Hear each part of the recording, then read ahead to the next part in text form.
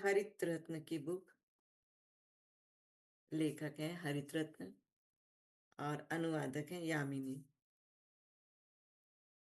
प्रश्नों के आधार पर ये हमें बता रहे हैं कि जीवन का उद्देश्य को कैसे हम प्राप्त कर सकते हैं। क्या भक्ति आवश्यक है?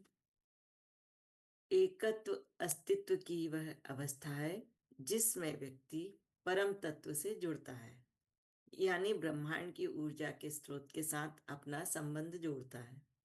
जुड़ने की प्रक्रिया प्रत्येक व्यक्ति के लिए विशिष्ट होती है। ब्रह्मांड से जुड़ने की प्रक्रिया सभी की अलग अलग होती है। हम स्वयं को एक विशिष्ट प्रक्रिया में लीन कर सकते हैं। अंततः यह परम शक्ति से जुड़ने के लिए आध्यात्मिक विकास की यात्रा पर निकल सकते हैं, या हम अपनी प्रकृति, प्रतिभा और पसंद के आधार पर कोई भी प्रक्रिया चुन सकते हैं। यह हमारे ऊपर चुनाव है कि हम किस तरह से ब्रह्मांड से जुड़ सकते हैं। हम रास्ता चाहे जो भी चुने, घनिष्ठ संबंध बनाने के लिए प्रमुख आवश्यकता है कि गुरु तत्व के प्रति समर्पण।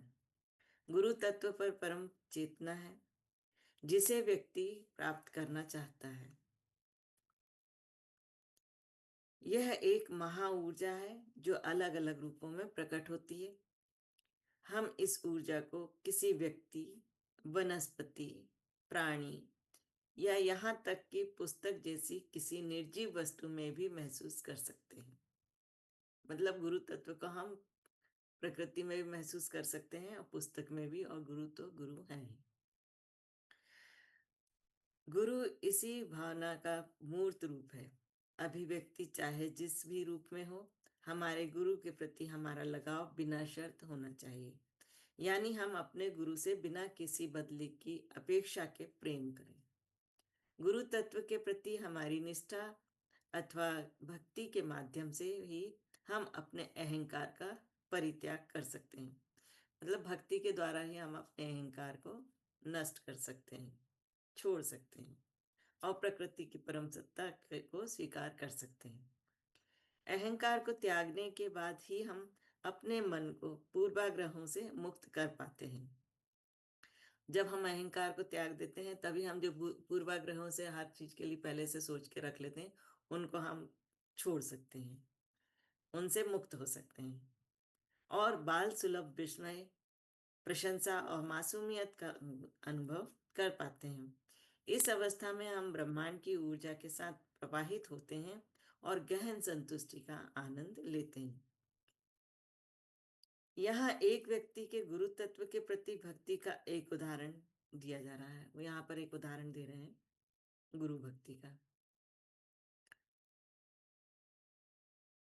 भागवत पुराण में एक राक्षस प्रहलाद और भगवान विष्णु के प्रति प्रहलाद की भक्ति की एक कथा का वर्णन किया गया है। प्रहलाद के पिता हिरण्यकश्यप एक बहुत ही दुष्ट दानव राजा थे जिन्हें अमरता का वरदान प्राप्त था। हिरण्यकश्यप अपने पुत्र की भगवान विष्णु के प्रति भक्ति से परेशान थे। मतलब उन्हें भगवान विष्णु से जो भक्ति उनका पुत्र करता था उनको वो अच्छा नहीं लगता था, उनसे वो परेशान रहता था। उसका यह आध्यात्मिक झुकाव माँ के गर्भ में रहते हुए महर्षि नारद के दिव्य वचनों को सुनकर विकसित हुआ था। कई प्रयत्नों के बाद भी जब राक्षस राज हिरण्यकश्यप अपने पुत्र को उसकी आस्था से डिगा नहीं सके, तब उसने प्रहलाद को जान से मारने का निर्णय लिया। जब सारे सब हर तरह से समझा लिया लेकिन वो नहीं डिगे, तो उनने उनको कहा कि अब इनको हमें मारना चाहिए। ये उनके मन में विचार आया और उनने इसका निर्णय ले लिया कि इसको मार दिया जाए। इसके बाद हिरण्यकश्यप ने पुत्र के प्राण लेने के लिए तरह तरह के प्रयास किए। उसने उसे जहर देने की कोशिश की, उसे सांप के बिल में गिराया और यहाँ तक कि उसे हाथियों से कुचलवाने की भी कोशिश की। लेकिन हर बार प्रहलाद भगवान विष्णु के प्रति अपनी निष्ठा और भक्ति के कारण चमत्कारिक रूप से बच गए। इतनी विफलताओं के बाद भी हिरण्यकश्यप ने हार नहीं मानी। वह बेटे को मारने की कोशिश करता ही रहा। हर बार वह परिणाम के करीब पहुंचते-पहुंचते हार जाता था। अंत में जब खंबे से बंधे हुए प्रहलाद को आशा की कोई किरण दिखाई नहीं दी, तो उसने भगवान विष्णु के समक्ष समर्पण कर दिया और उनसे स्वयं प्रकट होने का आह्वान किया।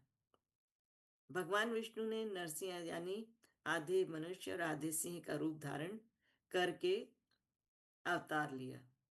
नरसिंह भगवान ने अपनी शक्तिशाली भुजाओं से हिरण्यकश्यप को उठाया, उसे अपनी जंघाओं पर बिठाया और नुकीले नाखूनों से उसके टुकड़े कर दिए। यह कथा भक्ति की शक्ति का एक उत्कृष्ट उदाहरण है। यह कथा हमें बताती है कि भक्ति और आस्था हमें अविश्वसनीय कार्य करने में भी मदद कर सकती है। ऐसे कार्य जिनके बारे में हमने कभी कल्पना भी नहीं की होगी। हालांकि भक्ति को थोपा नहीं जा सकता, इसका अनुभव भीतर से होना चाहिए। मतलब हम किसी को कह नहीं सकते कि भक्ति करो, इसे आप किसी को थोप नहीं सकते। ये भक्ति जो आती है हमारे अंदर से ही आती है। हमें सब में से पहले अपने अहम का त्याग करके गुरु के सामने समर्पण करना होगा। हमारा त्याग गुरु तत्व के प्रति प्रेम की ज्वाला को प्रज्वलित करता है, जिससे चेतना के गहन अवस्था की ओर हमारी यात्रा की तीव्र गति होती है। इसके बाद हम गुरु के प्रति स्वयं को पूरी तरह से समर्पित करने का विश्वास विकसित करते हैं। समर्पण करने पर हम अपने भीतर प्रेम की लहर का अनुभव भी करते हैं। ऐसी लहर जो हमें उस परम के साथ और अधिक मजबूती से जोड़ती है और हमें प्रसन्नता से भर देती है। ब्रह्मांड को ऊर्जा प्रदान करती है और ये ब्रह्मांड को ऊर्जा प्रदान करती है। आगे एक प्रश्न है, क्या हम सभी एक दूसरे से जुड़े हुए हैं? जब मैं प्राइमरी स्कूल में पढ़ता था, ये ऑथर का कहना है, तो हमारे साइंस टीचर ने हमें पढ़ाया था कि परमाणु से ही सभी वस्तुएं बनती हैं। उन्होंने बताया ये नन्हे नन्हे कण एक दूसरे के साथ मिलकर ब्रह्मांड में प्रत्येक वस्तु का निर्माण करते हैं।